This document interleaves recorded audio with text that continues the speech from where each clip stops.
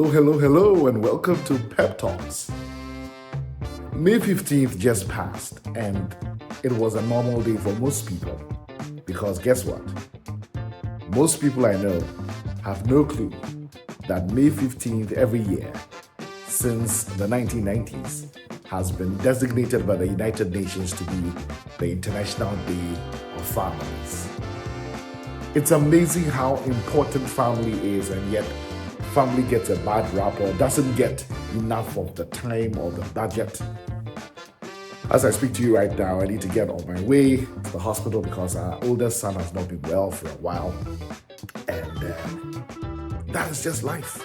Everything on my schedule, my wife's schedule has to be modified, things cancelled just to attend to him. But family is first. This is not just rhetoric.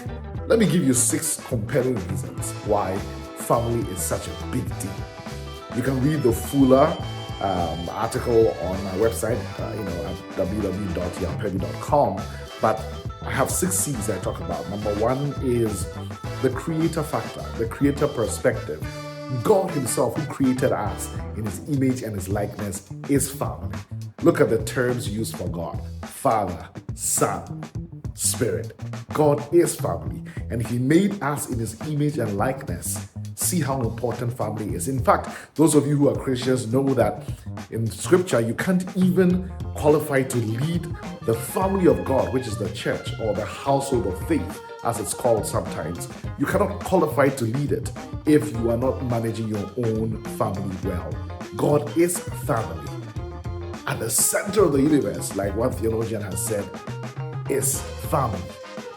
And that makes family so important. Number 2C is centers of influence. Now, you know there are different centers of influence that make society tick, from the arts and entertainment through business, science, technology, all the way to the cultures and the financial hubs, all the way to religion, government, law. You can put all of these in seven major centers of the world. Now, at the core of all these centers is family. Because think about it. You can say, like the Clinton campaign within 1992, it's the economy, stupid. But if you think about it, there's no sector of the economy, there's no sector of life that produces human beings except family. And there's no sector that shapes human beings, not even education, like family. Centers of influence. Family is the number 1 center of influence. In fact, I won't call it a center of influence. I'll call it the center where all other centers and sectors are pivoted. Number 3, the cradle perspective. So we talked about the creator perspective, centers of influence perspective, cradle perspective. What I mean by that is, you heard the poem, 1865 poem, yet so relevant. The hand that rocks the cradle rules the world. Fathers and mothers, depending on how they shape children, raise dictators, raise revolutionaries, raise inventors. The hand that rocks the cradle rules the world.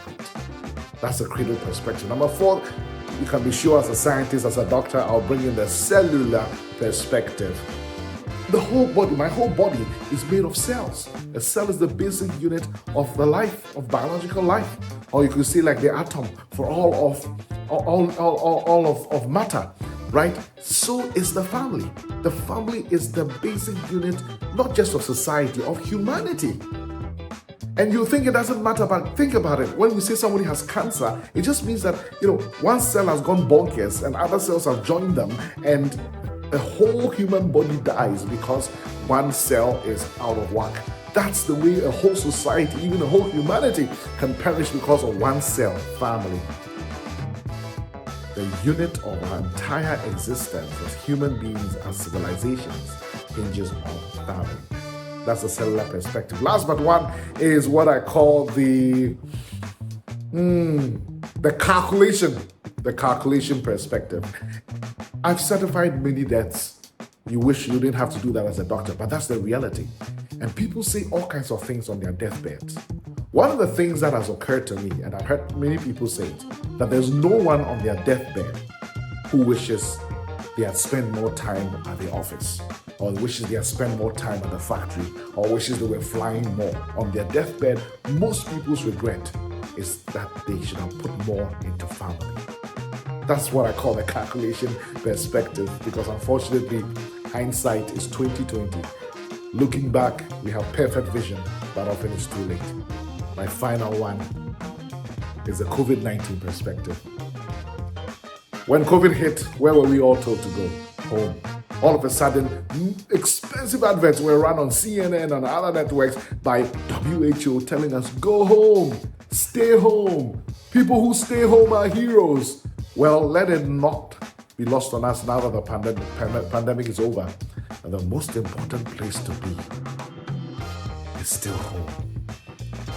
My friends, maybe the day has passed you by, but this year, take a stance. Do something about the time and money and mind attention we give to family, because everything rises and falls on family. Happy International Day of Families. Well, let's say International Month of Families. Take care.